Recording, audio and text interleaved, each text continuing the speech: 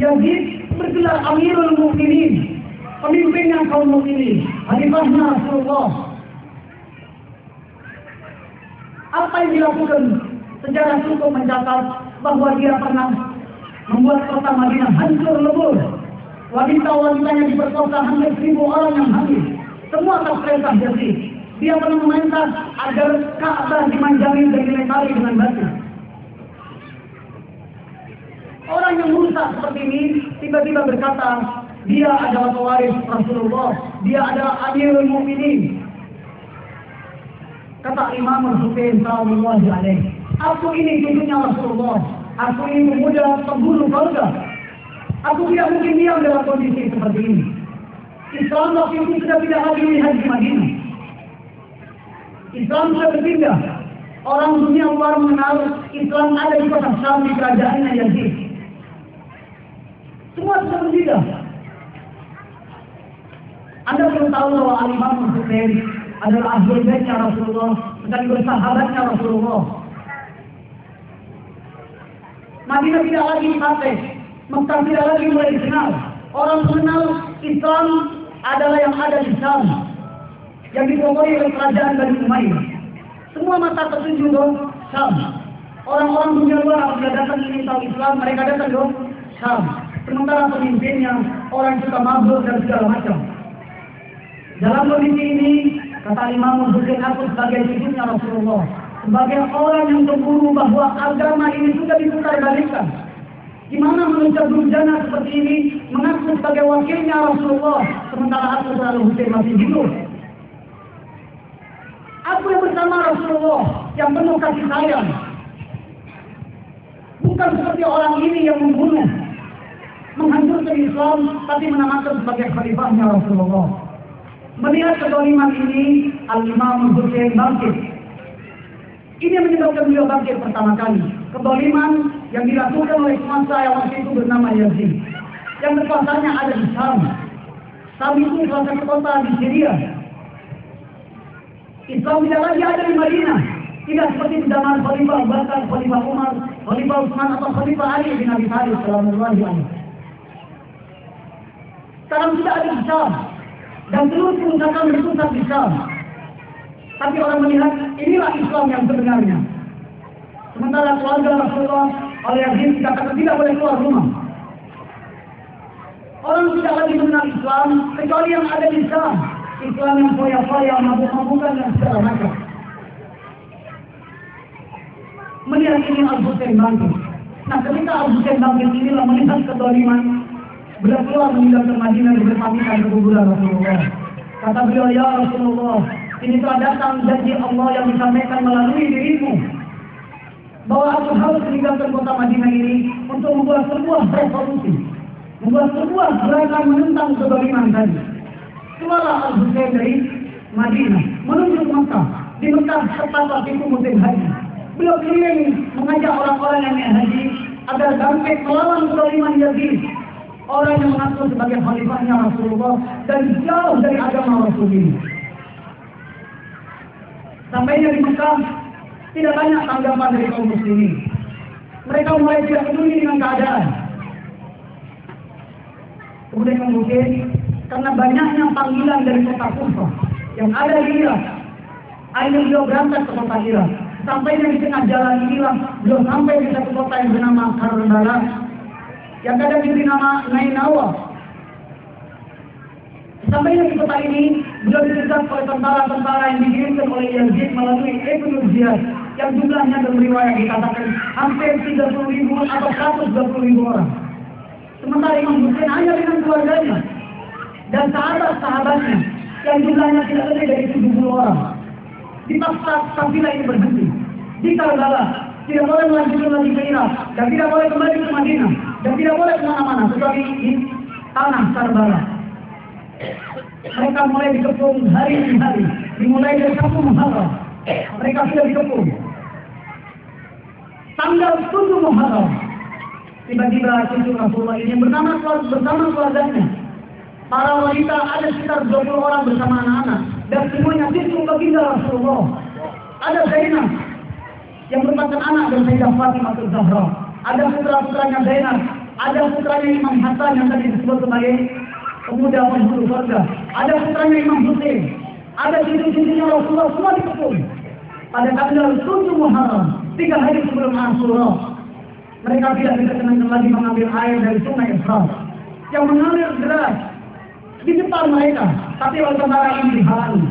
Sehingga praktis sejak tanggal 7 Muharram hingga 10 Muharram mereka semua tidak meminum air walaupun satu tetes. Anda bisa bayangkan bagaimana teriknya padang pasir, teriknya negara Arab yang kadang derajatnya sampai 50 derajat Celcius. Tidak ada persediaan apapun. Para wanita, anak-anak, bayi, seluruhnya kafilah Rasulullah tidak boleh meminum air dan tidak boleh apapun. Dikepung pada tanggal 10 Muharram itulah. Kemudian mereka berkata, wahai Husain, ini yang mereka inginkan dari Al-Husain. Berbaiatlah kepada Yazid, kita akan berikan padamu apa yang kau inginkan. Kata Al-Husain, tidak. Orang seperti itu tidak mungkin berbaiat kepada kezaliman. Kalau aku berbaiat kepada kezaliman, berarti aku melegitimasi kebajikan. Aku tidak mau membenarkan orang yang berbuat zalim. Walaupun resikonya aku sudah tahu dari sebelumnya. Rasulullah sudah mengabarkan padaku resiko ini. Kata Imam Husain, benarkan wahai tentara-tentara yang daya. Tidakkah kalian tahu siapa aku ini? Aku ini putranya Rasulullah. Aku putranya Ali. Aku putranya Fatimah. Aku ini ponakan dari Ja'far At-Tayyar yang terbang ke surga. Aku ditunjuk dari Hamzah yang merupakan sayyidul syuhada. Kata Al-Husain, tidakkah ketika kalian tahu aku ini cucu Rasulullah, kemudian membuat kalian berhenti untuk tidak membunuhku? Kata mereka, wahai Al-Husain, benarkah? Justru karena kami tahu engkau cucu Rasulullah, kami akan membunuhmu. Harga mahal hari ini. Yazid memberikan harga mahal untuk kepalamu. Dan kami akan berpesta pora dan berebut-rebutkan kepalamu nanti. Kata Al-Husain, demikian binakah kalian ini? Ayahku Rasulullah yang menyelamatkan kalian. Ayahku Rasulullah yang mengajarkan agama pada kalian. Ayahku Rasulullah yang mengangkat kalian dari jurang kehinaan. Dan kini kalian akan mengorbankan susunya demi dunia yang tidak ada harganya. Tapi mereka tetap bersikeras. Kata Imam Husain, demi Allah, in kana hadha din la yastaqimu illa bi qadri ayasiluhu khudiri. Kalau agama ini tidak lagi bisa berdasar kecuali dengan darahku dan kematianku. Kalian ambil semua diriku, ambil darahku, ambil kepalaku. Kemudian kata Imam Husain menemui keluarganya. Beliau berkata, wahai keluargaku, hari ini agama Rasulullah sudah diputar balikkan. Mereka mengenal Islam bukan dari Rasulullah lagi, bukan dari Madinah, bukan dari Mekah. Mereka mengenal dari Syam, tempat segala macam kerusakan. Kata Imam Husain, tidak ada jalan bagiku hari ini kecuali aku memberontak walaupun dengan beberapa orang. Agar dengan kematianku kaum muslimin mulai berpikir. Dan benar apa yang dilakukan oleh Al-Husain.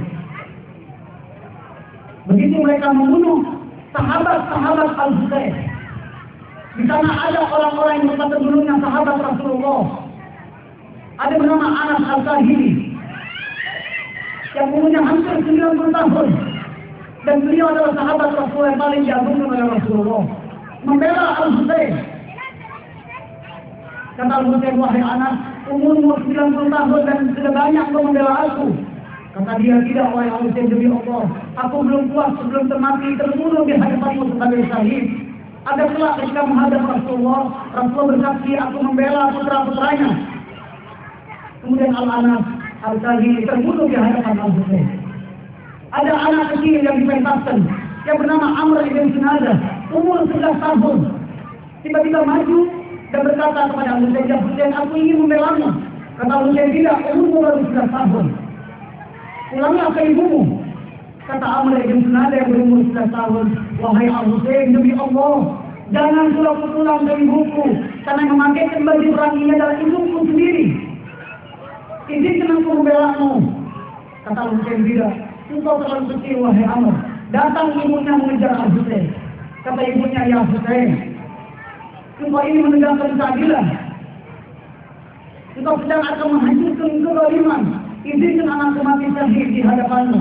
agar nanti wajahmu kelak menjadi putih ketika menghadap Sayyidah Fatimah Az-Zahra.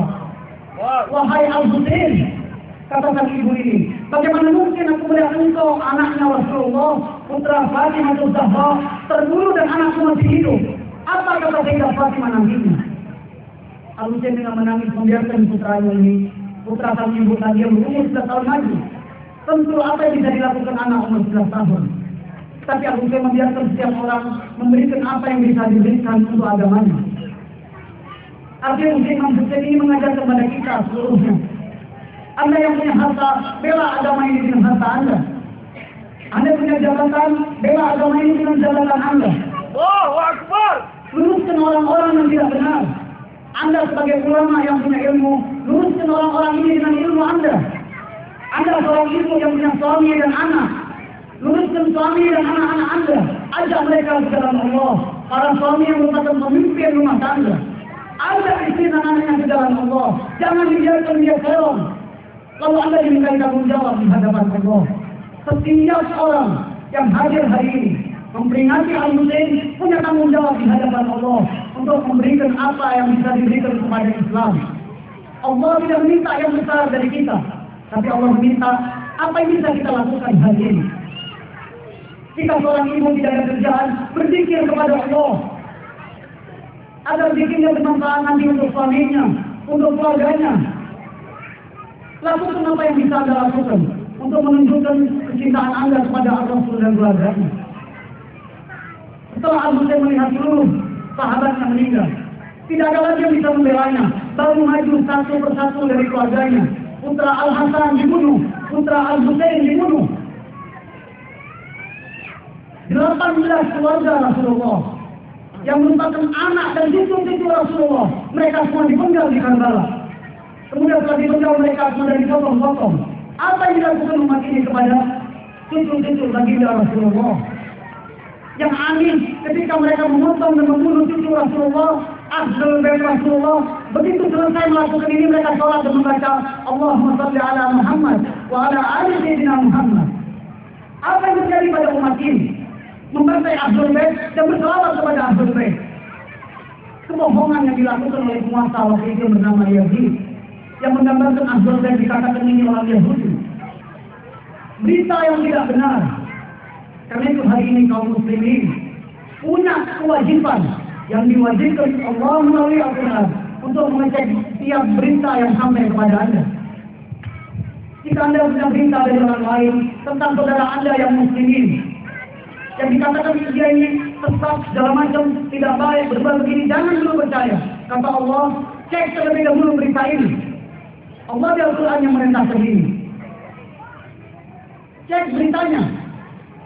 Apalagi kita yang hidup di negara seperti ini, yang bukan hanya muslimin, ada kaum-kaum Nasrani, ada kaum yang lain.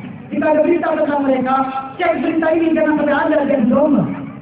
Al-Imam Husain mengajarkan ini kepada kaum muslimin, agar jika ada orang zalim mau membela, Anda wajib bantu. Al-Imam Husain bukan milik kaum muslimin. Imam Husain milik setiap orang yang menginginkan keadilan, setiap orang yang keluar dari kezaliman. Saya akan sampaikan kalimat terakhir. Salah seorang penguasa di India yang sangat terkenal,